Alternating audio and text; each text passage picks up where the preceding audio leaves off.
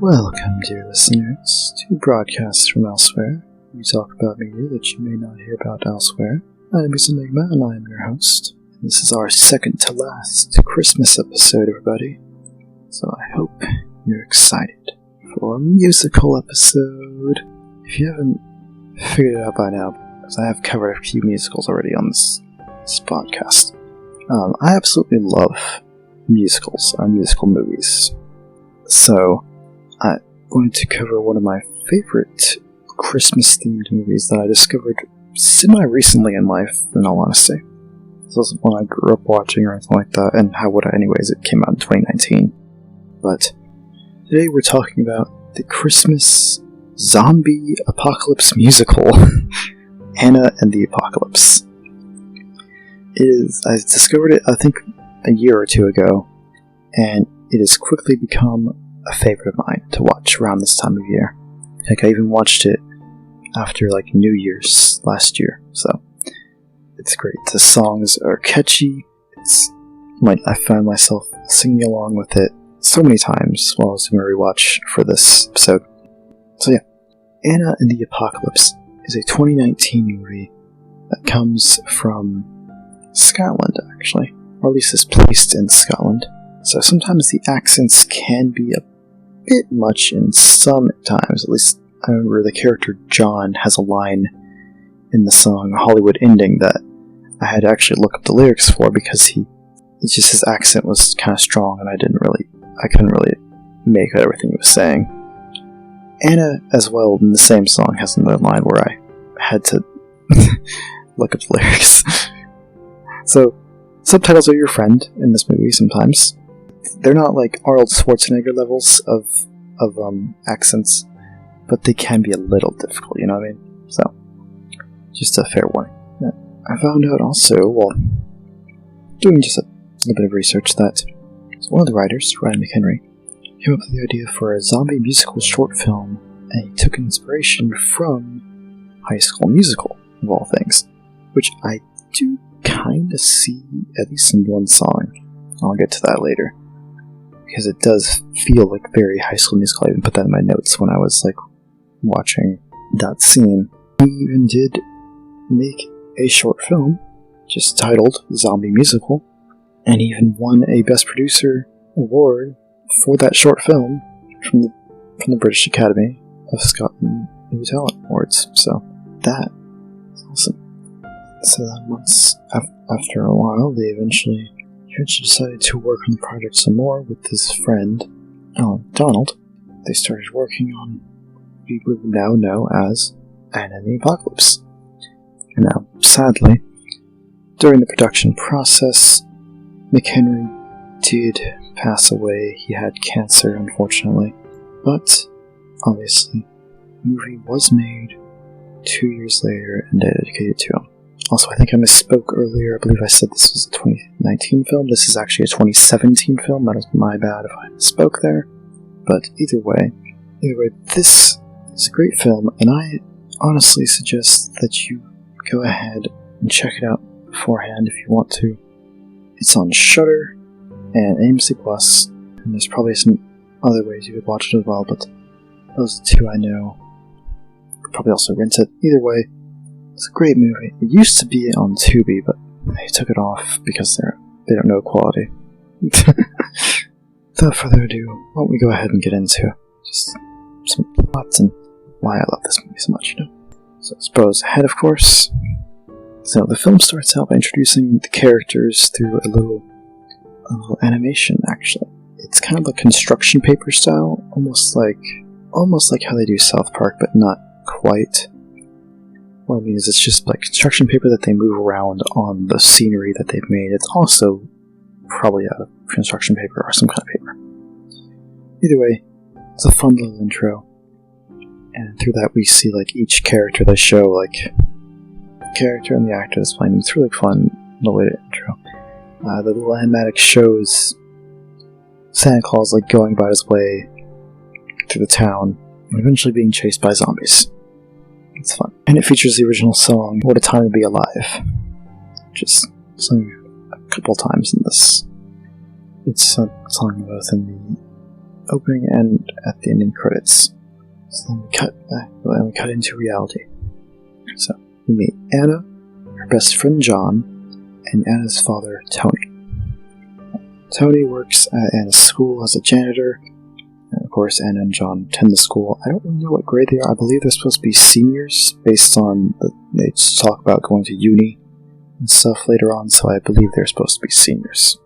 But I don't believe that they were said for sure, but it's rather implied. Anywho, while they're on the way to school, we do have a small little radio report, which to me is the first signal of the whole zombie portion, because it feels suspicious after knowing, how this is going to go down, the whole zombies and stuff. So there's a small radio report about a local mall Santa coming down with they call it a flu, but I have a feeling it's probably the actual zombie virus. In fact, we do actually see a Santa Claus zombie, so it could very well be this man from the news report. Now, of course, we don't know that for sure, but it's a fun theory, The three of them all are just, having the normal chatter as they head to school. John accidentally lets it slip that Anna's having to work because of the fact that she bought plane tickets. So Anna is planning to skip out on uni, and is planning to instead take a self-journey trip, it would seem, to Australia. Now, Tony, father, is not very happy about that, because he wants, her to go to uni and make something of herself and all that stuff. She's not there for it, She doesn't want it. They even have a little fight before they actually get inside the school. Once we get inside, we meet a couple more characters. We meet one character at least right away. We meet Steph, who's a transfer student from another country. Given her accent, I'm thinking she's supposed to be American, because she doesn't seem to have a Scottish accent or anything. She sounds very much, to me, American. I don't know if that's what the intention was, but she sounds American to me. Anywho, Steph is doing a presents drive for the homeless. She's very, I don't know what the right word is. Charitable, I suppose? Yeah, charitable. That works. And she's trying to raise awareness about homelessness and whatnot. And she even gets stopped by the vice principal, his name is Mr. Savage. Perfect name for him, because he's a fucking piece of shit, honestly. I hate him, but at the same time, he's a great, this actor does a great job of being a villain, so I do have to applaud that, for sure. He is an asshole. No doubt about it. Anyways, he tries to tell her that she needs to drop the editorial piece about the homeless, because she writes for the school blog, rather, so. Of course, she refuses to do so, but he also makes the note to her that he's going to be running the school soon, so, because apparently the current principal is retiring, and since he's the vice principal, he'll be, taking over. Also, he gets on her about parking her car on school property, which to me is the stupidest thing you get on somebody about. Because, I don't know if maybe this is a Scotland thing, but, here in America at least, if you, when you park your car at school, there's no big deal about that. It's where are you gonna park? Where else are you gonna park? Now they have, sectioned parking. Maybe this is not all schools, too. Maybe this could just be my high school that I went to. But for us, we had specific spots that were parked, or, there that said, teacher and staff, and then there was other ones there was, the pickup lane, where you could it's a little roundabout, where you can come in, take your child, leave out the same way, and then, there's just regular parking spots, too, for parents, for visitors, for students, So I just don't get why you'd get in trouble for parking your car at school. It just doesn't make any sense. But regardless, he takes her keys from her, confiscates them from her. Just bullshit. Especially because it seems like he doesn't give them back at the end of the day later, so it's what the fuck kind of rule is that? It's bullshit. Pretty sure we can get the police on that. We then also meet another character here, Chris.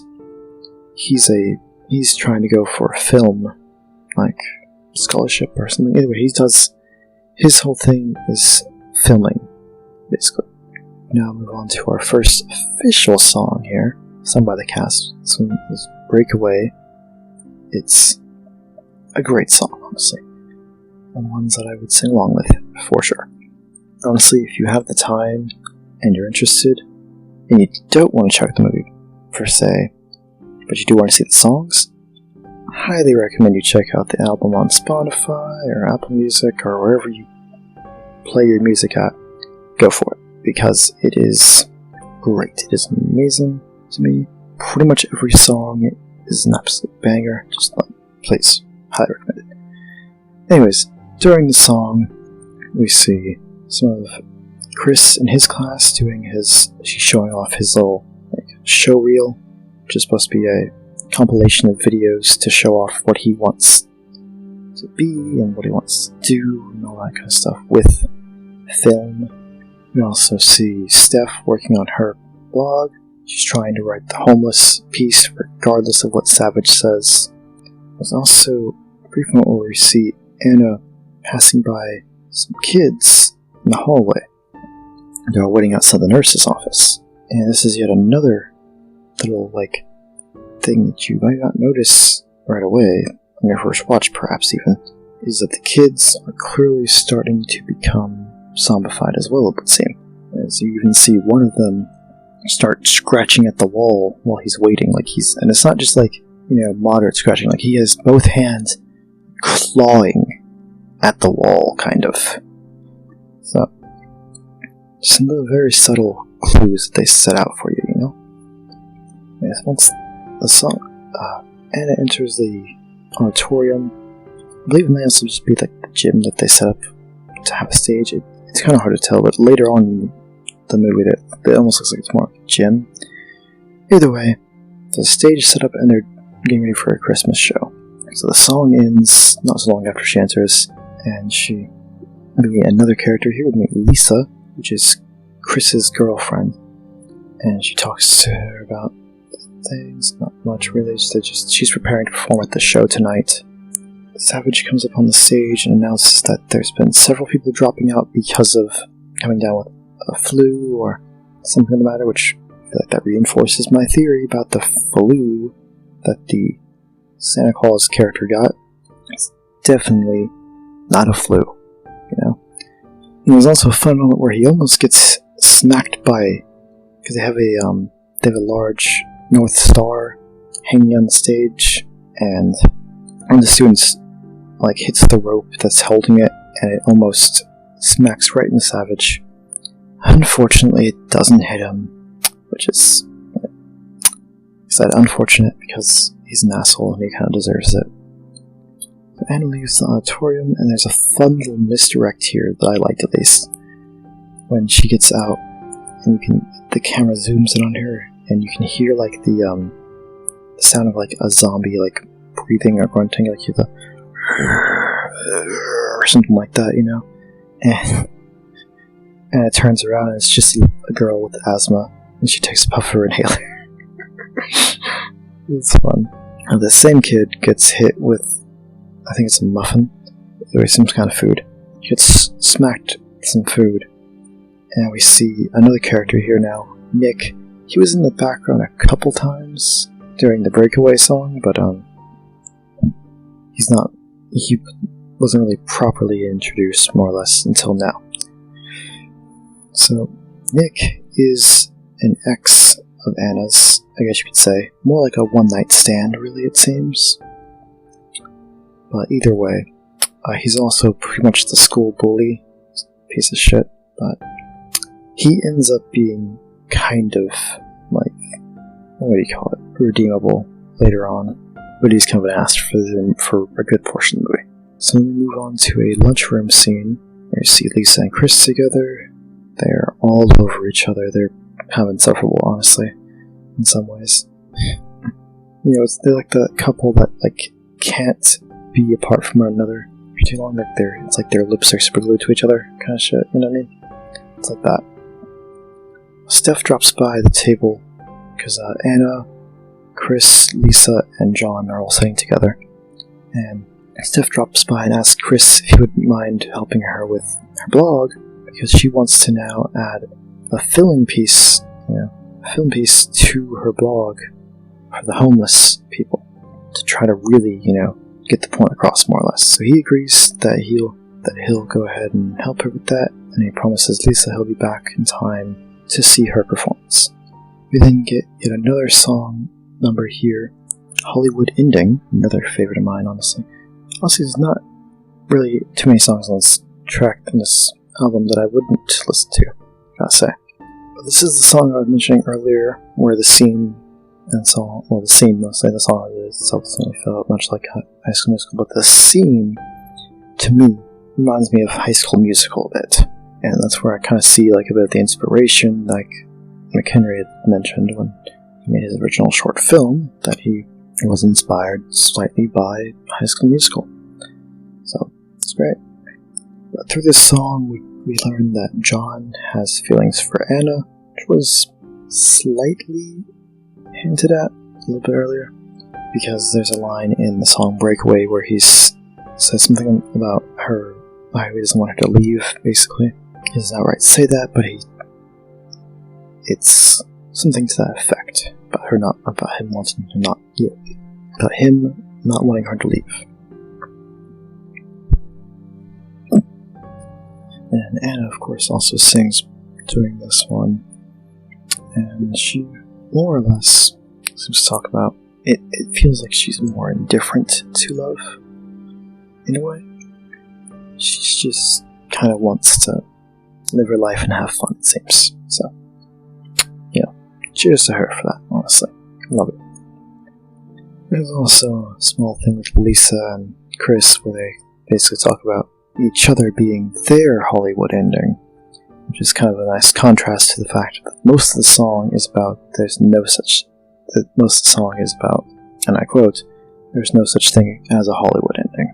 So, it's a fun little contrast to have really the only couple we know in this school, and they're basically saying they're each other's endgame, and that they're the Hollywood ending. After the song ends, kind of flash forward a bit, and it's after school now. Steph is trying to break into her own car, because apparently Savage still has her keys, like I mentioned earlier. He, for some reason, did not give them back to her at the end of the day, it seemed, which, that has to be illegal, I feel like. But, so yeah, she can't get into her car and stuff. Anna tries to offer help, but it doesn't really go anywhere, so it's not really that point. Anna, on her way out of school, she's going to work now. She bumps into a man, but when that man turns around, we see he's a zombie. Dun dun dun. So that was our very first appearance of an actual zombie in this movie. He does turn around briefly to show us the zombie face, but he does not attack her, or even though we know right away at least. So Anna's at her work. John also works there. It's the local bowling alley, and we just see them with some little mindless chatter. Just a nice little way to show them, here's where they are, basically, kind of deal.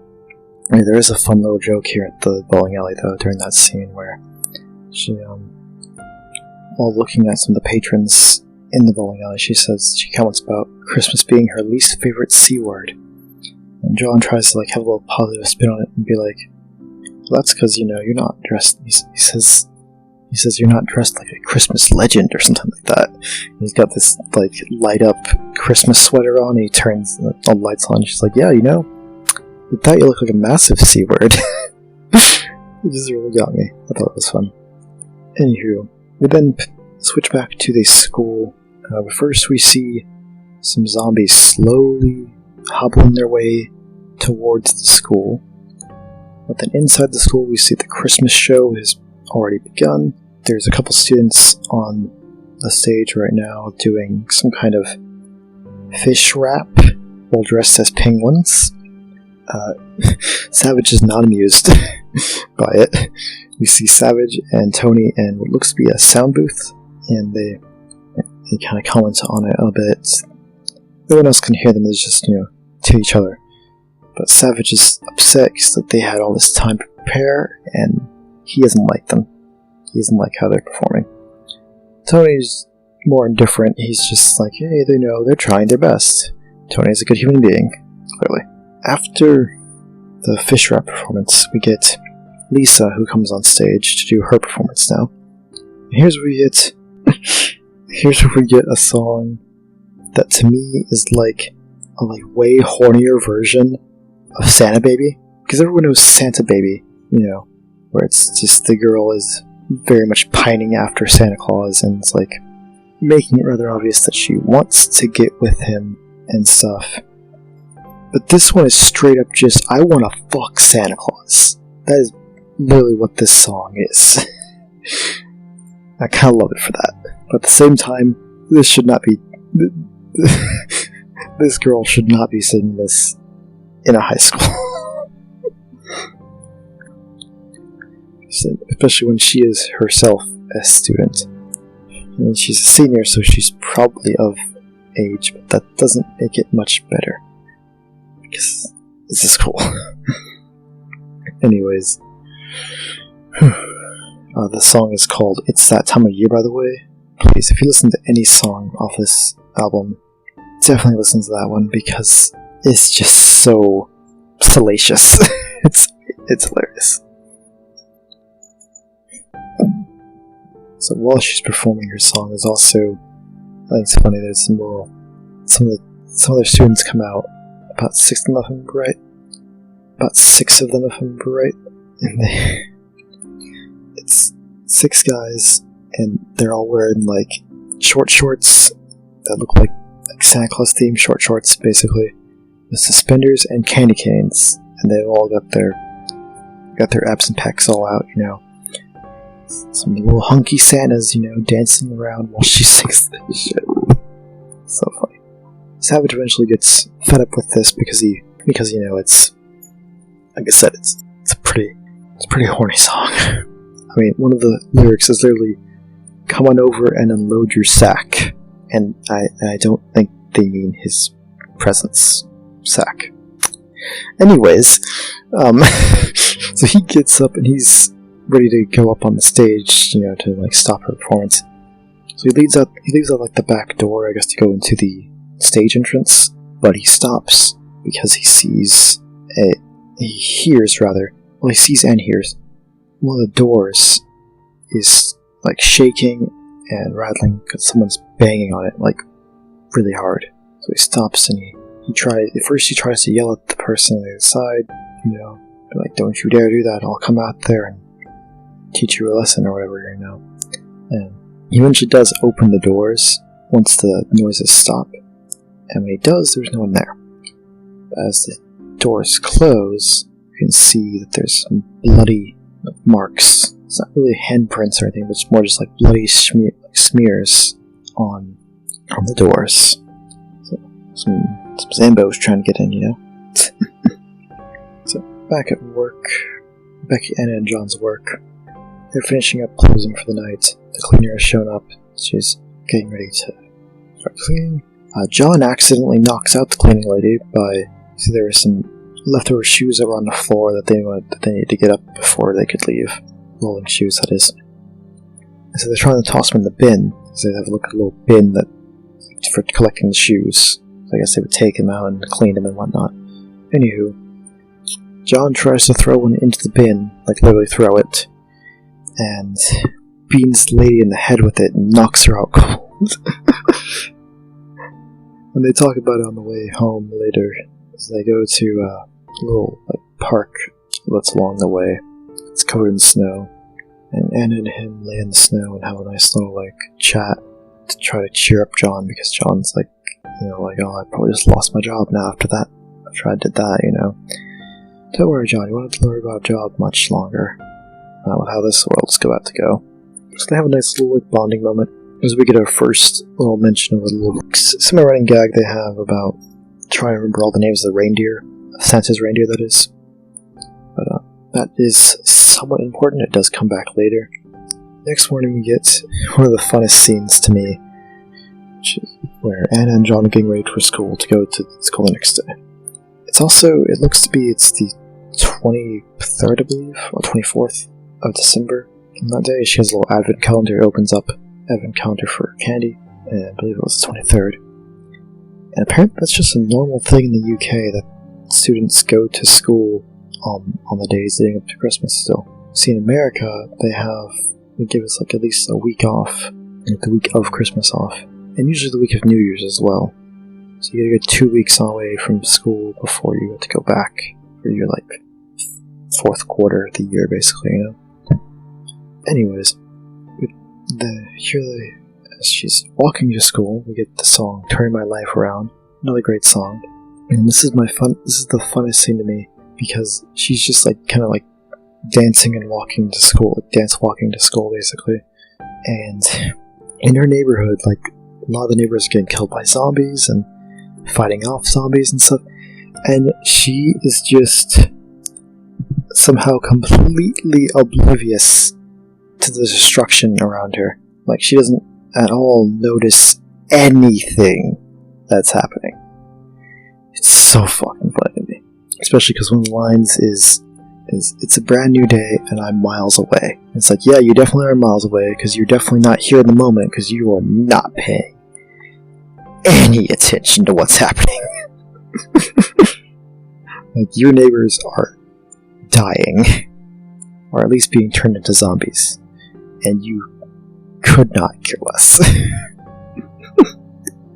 So, her and John meet up in the graveyard during the song and are still doing a little number, but it ends not so long after they both meet up in the graveyard. And here's where they actually notice their first zombie. Because John didn't notice any on his way to school either, but he kind of took like a back roads kind of way. It looks like there wasn't a lot of people on his way to school.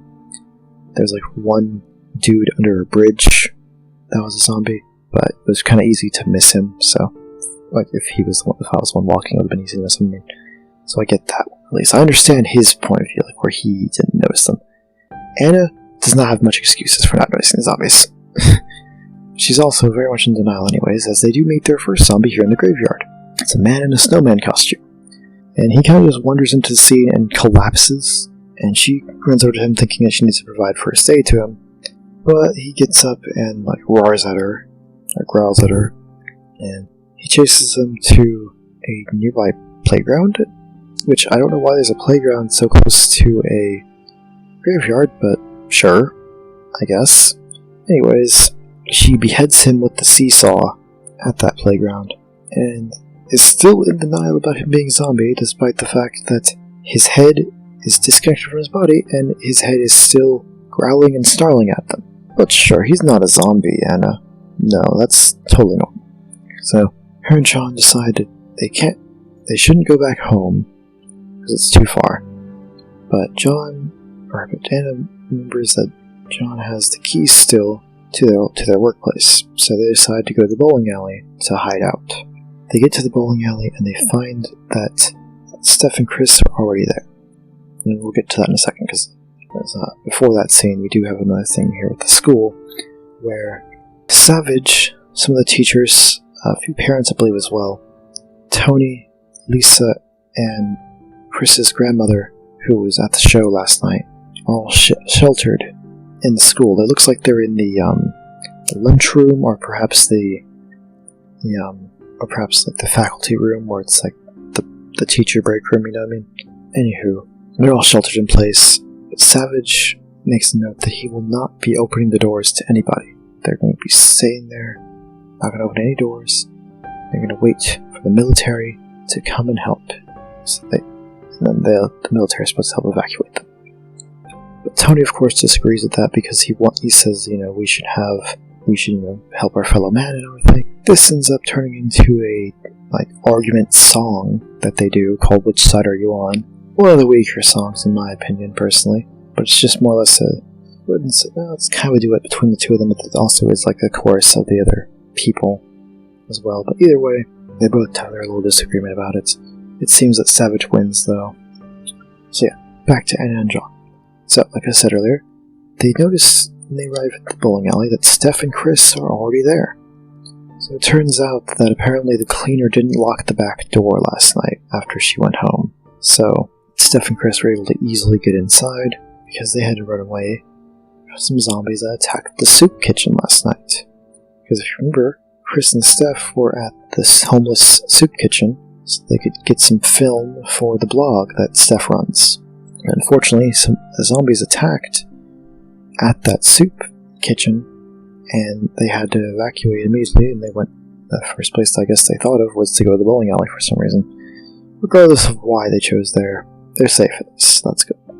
So they then show Anna and John the reports online that they found about the virus. And they even show they even show that apparently people are doing evacuation selfies. Like there's literally Chris tells them, "Oh, search up evac selfie," like the hashtag, and you just see a bunch of people just like posing with like zombies behind the fence and stuff and whatnot. Steph has a great line, which is, we all deserve to go extinct." It's great. And a little bit later that day, Chris and John are discussing about, like, oh, this celeb's probably a zombie, this celeb's probably a zombie. It's a very fun, like, little, like, grade school type argument that you get into, kind of like a Batman versus Spider-Man argument type deal, you know what I mean? Where it's like, you know, like, my dad could beat your dad kind of deal. That's what it reminded me of, at least. And it's very funny that, Chris brings up Taylor Swift as a possible person who might be a zombie, and John gets like a really, really defensive. It's kind of funny because he's like, no, Tay-Tay would not be a zombie. She couldn't possibly be a zombie and all that. It's like, he's so defensive about it. It's really funny because he calls her Tay-Tay and everything. It's hilarious. Anyone in the bathroom, the girls are chatting about some of the countries and stuff. About, like, Anna mentions, you know, she wonders if Paris is still standing and whatnot, because this is a global, like, zombie pandemic. This is not just in Scotland. It's not just in the UK. It is worldwide. But their conversation is interrupted when they start to hear a zombie in one of the stalls. And Anna goes over to open the stall up, and lo and behold, it turns out the cleaner never went home, actually. Which is why she never locked the door to begin with, because the cleaner has been turned into a zombie, and she was hanging out in the toilet for some reason. And there's a brief little fight with the zombie. They manage to push her into a different stall, and Steph slams a toilet seat on the cleaner's head until she dies. But that's not the end of it, as a small horde breaks through the wall in the bathroom and chases the girls out of the bathroom. And they get a little scene of the kids trying to protect themselves with the bowling alley equipment. John manages to score a kill with a bowling ball, and he smashes their head into the bowling ball. Almost a little bit, which can't say I blame him too much, you know. Chris kills one with the bowling pin, like, guard or placer, whatever you want to call it. You know how in between throws when you're bowling, the little, like, pin setter comes down? That comes down and it chops the zombie's head off. It's a fun kill. But they all manage to kill all the zombies that are in the room. Get a brief moment at the school where Savage refuses to give any help to Chris's grandmother, who has a heart condition. Because Lisa asks, you know, if they have any kind of medicine that might help. She also just asks for, like, just a nice, like, a pillow so she could lay down. So Grandma can lay down. But Savage is a piece of shit, so he doesn't help at all. He's an asshole. I'm getting another good song here called Human Voice, it's a very beautiful song. Another favorite of mine. It's all just about, like, basically how disconnected they feel in this apocalypse. Because, you know, there's no phone signal, there's a very spotty internet reception, so it's kind of hard to get in contact with anybody, so everyone feels very disconnected. Next morning, all the kids wake up and they look outside to see that the snow has melted, but the army that was supposed to come and save them have all become infected. So, very useful, I guess. Yeah. So, there is this ball pit inside the bowling alley, which I guess is for the children that, like, you know, people bring their kids to the bowling alley, I assume. Anyways, the ball pit was actually like an inflatable pool that they had, like, just dumped a bunch of balls in. Anyways, they take that pool and they turn it upside down and they sneak around underneath it, like they carry it on top of their heads, you know? It's kind of like that scene in Toy Story 2 where the toys are like hiding in the traffic cones, trying to get across the street. It's like that, but with an inflatable pool, basically. So all the kids get in there, underneath the pool, and they keep trying to sneak past the zombies. They eventually lift the pool to look around, and are spotted. But they're saved by, of all people, Nick, who just happened to be around, I suppose. See, him and a bunch of his other friends had been going around looting stores and killing zombies, basically. So they've got some experience. So they defend them from some more zombies as Nick sings another song here called Soldier at War. And as much as I want to hate Nick, and I do kind of hate him, he's not the worst character though. That goes to Savage because he is an asshole and I hate him. But that song he sang, Soldier at War, it honestly slaps hard. It is great to me. So we get some fun little shots of them killing zombies during this part. One of them somehow kills a zombie with a small watermelon. And I'm talking like a really small, like the ones that are like those round watermelons that you can just, they're like maybe the size of your hand, or at least ones that fit in your hand rather, like in one hand. They are, I just don't see how that kills a zombie, but it does somehow. So that's interesting. Shows you how weak these zombies are, I suppose. But it's back at the school. Everyone is starting to give up on Savage's plan because, the army hasn't shown up yet, and as Anna and her friends know, the army is zombies now. So, yeah. Savage is not happy about this, and we can kind of see him starting to, break down, and we can hear some zombies banging on the door before they transition to the next scene. Because everyone else is basically trying to evacuate on their own. So they're basically giving up on this shelter-in-place idea. But we transition back to the kids here, and we have a nice little scene with Anna and John, where John sort of basically tries to tell her, now that this apocalypse is happening, I guess you don't actually have to leave after all. He seems kind of happy that she's not actually leaving. But she kind of picks up on the fact that he's, got feelings for her, and she very nicely lets him down, and she says, you're my best friend, John. She emphasizes the word that you're my best friend. But he takes it nicely, so that's good to see. He hasn't become like an asshole or anything. He takes it in stride, and that's a good friend. That is a good friend, my friends. So they all meet up eventually with Nick and his boys, and they all arm up as they enter it looks to be like a Christmas tree shop, more or less. That's all that I see in the shop that they go into. I don't know really why they go in there. I assume they're just taking a shortcut, maybe because Anna wants to find her dad, who she thinks is in the school and shelter. But she is correct, so good on her. Oh yeah, Anna gets, to me, the most iconic weapon in this movie because it is in the poster, which is a candy cane lawn spike. So it's just a large lawn spike that's, a candy cane. It's got a big, nice, pointy tip at the end. It's meant to be spoken to stab it in the ground, but, it's great for stabbing zombies, too. Plus, it's great to swing like a bat, too. So anyways, they enter the shop, and of course, more zombies burst from the trees. Everyone kind of, runs different directions, and they get split up for a brief moment. And they split up long enough for Nick's friends to all get turned into zombies. He had about 2 or 3 guys with him, and they all get turned into zombies. So, but our main 5 get out. So we got Nick, Nick, John, Anna, Steph, and Chris. Yeah, main 5. Our main 5 makes it out. So we have Nick, John, Anna, and Chris and Steph all make it out. But unfortunately, as they exit the shop, John is talking to Anna, and he's like, "Hey, I finally figured out all the names of the reindeer." So he starts reciting all the names.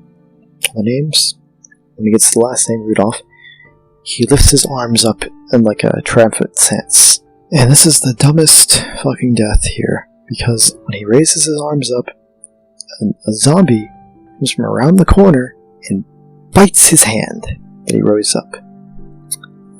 And So John starts to get swarmed by zombies. Nick has to drag Anna away from him so that she doesn't try to, like, save John, because there is no saving John at this point. He's too far gone.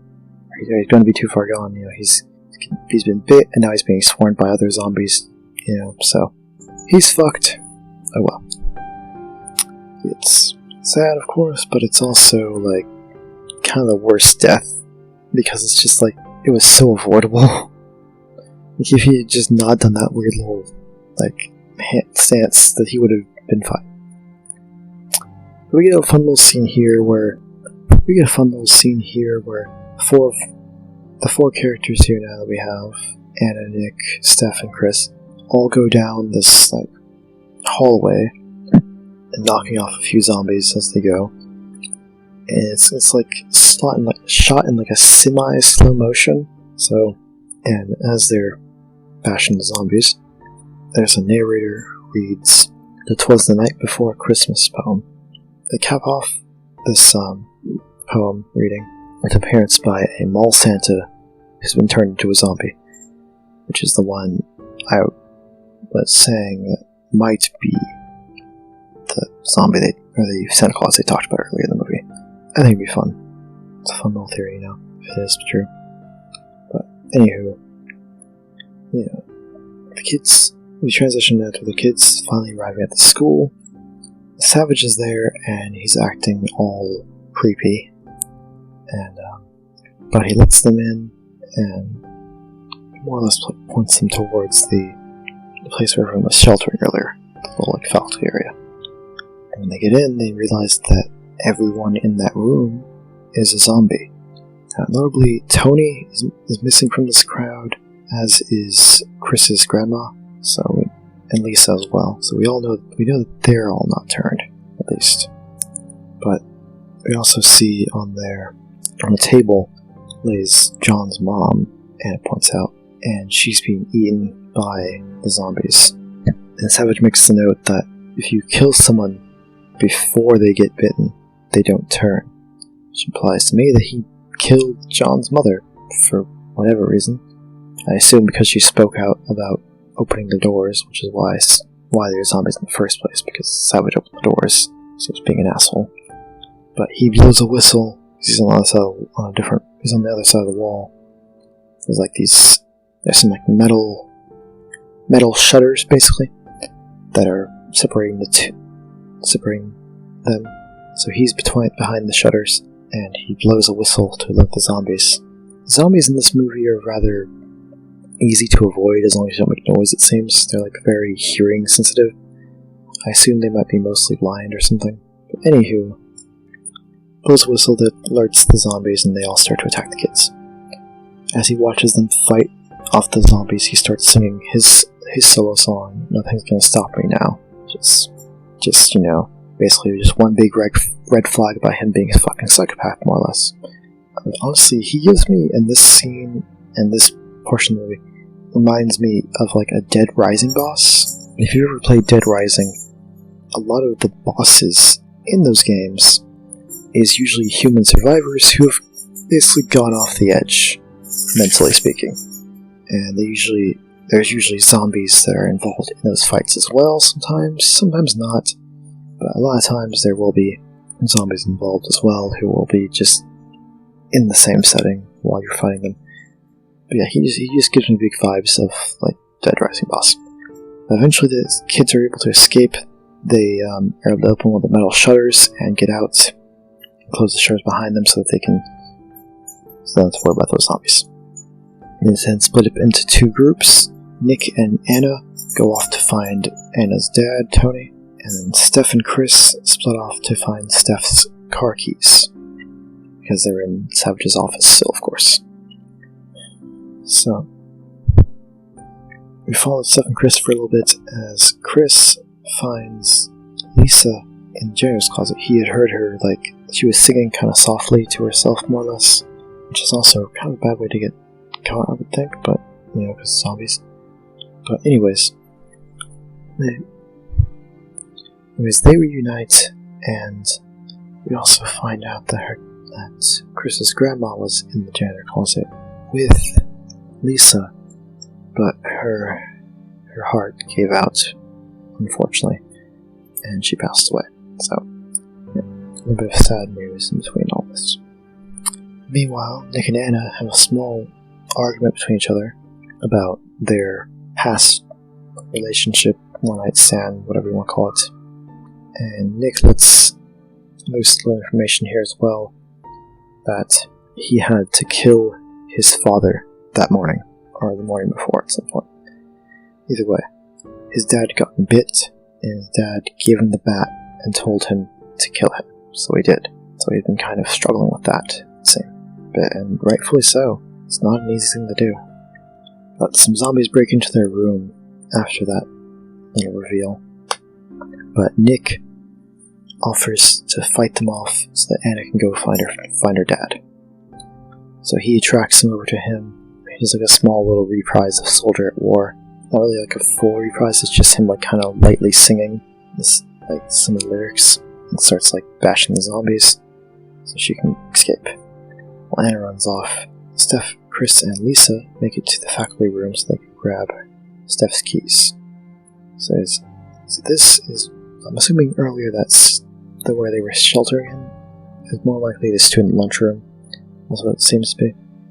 And then in this room where they're at, it seems to be the faculty break room, which also has Savage's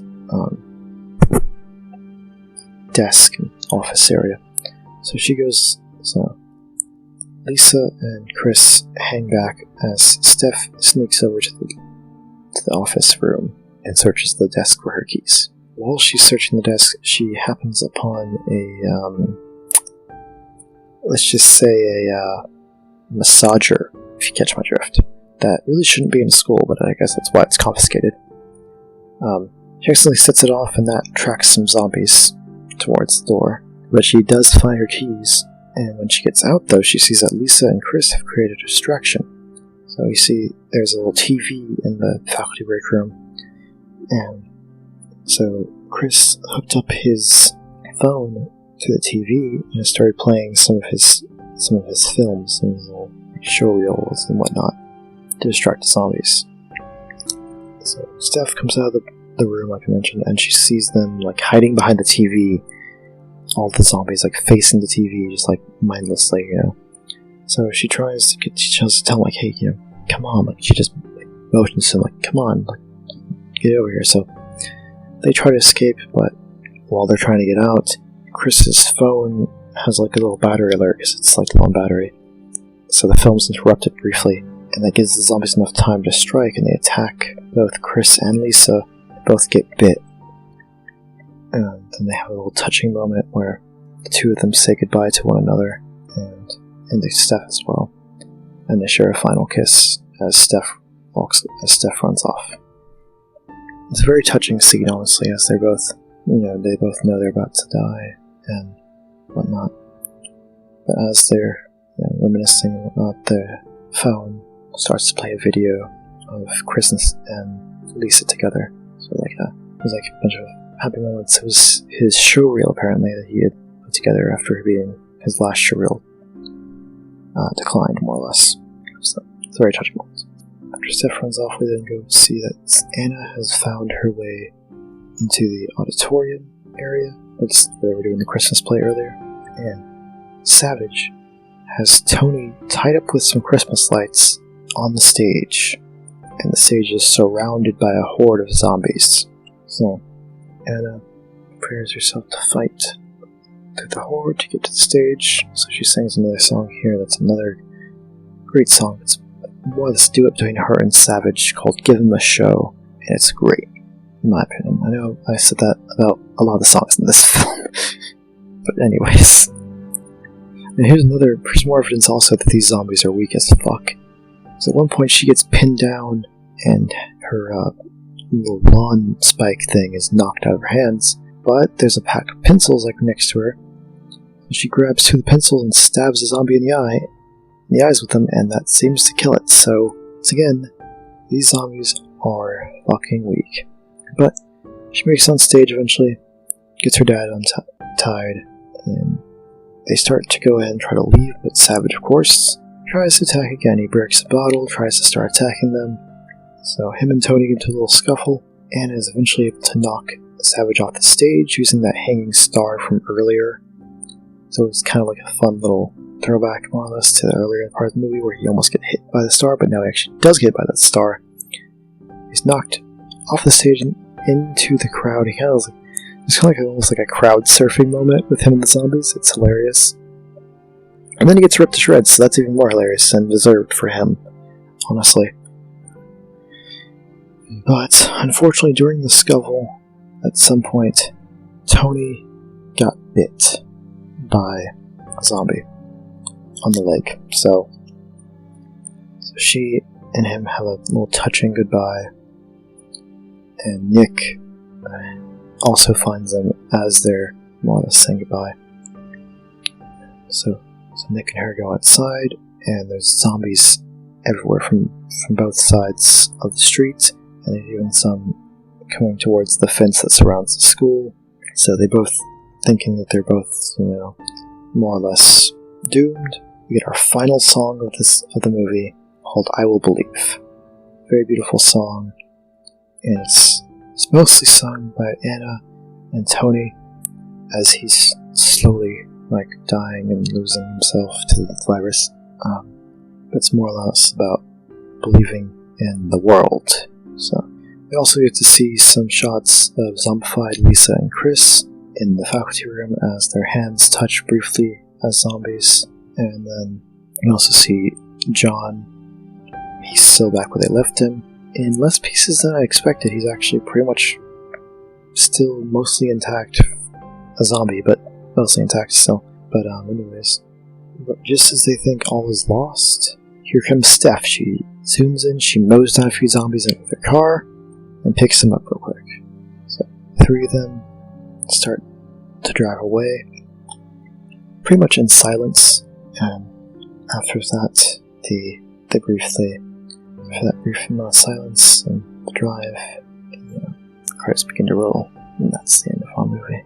Now, there was a slightly different ending, where in the background, instead of it just being complete silence as they drive on, you would hear the song Hollywood Ending playing in the background as they drove off. For some reason that was cut in the US release, so instead we just get them driving in silence, more or less. It's also weird that at one point during the drive, Steph asks, "So where to next?" and nobody answers. Probably because of shock and whatnot, but still. But yeah, this is a great movie in my opinion. It's one that, now that I've discovered it, I like to watch it every year around this time of year. It's got great songs as well. Most of the songs aren't even Christmas themed, so you don't really have to be in a Christmas mood to want to listen to the album if you want to. I highly recommend you check it out. Like I said, it's on Shudder, it's on AMC+. I'm sure there's other ways you can watch it as well. By all means, check it out. If you like musicals, if you're a theater kid, you'll probably love it. All of the singers on this movie are so talented, and they all did such a great job. So that's about everything I wanted to say about this movie. I hope you do go check this out, or at least check out the album, if nothing else. So, thank you so much for listening. Next weekend, I'm going to be covering one last Christmas-themed movie. Next weekend will be for The Mean One, which, if you don't know, is the Grinch-themed horror movie that was made last year, I believe, and it's apparently very bad. But basically, it's kind of like that whole thing with the Blood and Honey Winnie the Pooh movie, but with a Grinch. So, yeah. But they didn't have the rights to call him the Grinch, so instead he's the mean one, quote unquote. But yeah. So look forward to that coming out next weekend. And then in January, we're going to cover some of my favorite, underrated movies and oddities and whatnot, because January is my birth month, so I figured that'd be my special way of celebrating my own birthday or whatever. Should be showing off some movies that I love. But until next time, thank you so much for listening. I really appreciate it. Follow me on Spotify, for more. You can also follow on Twitter for updates, schedules, and announcements when the episode's released, just in case you don't get notified on here. Follow me on Twitter at BFE Podcast for all of that. And just make sure you share the episode if you got someone else you know that might like this kind of content. I very much would appreciate that. But until next time, this is Enigma, signing off. Have a very Merry Christmas.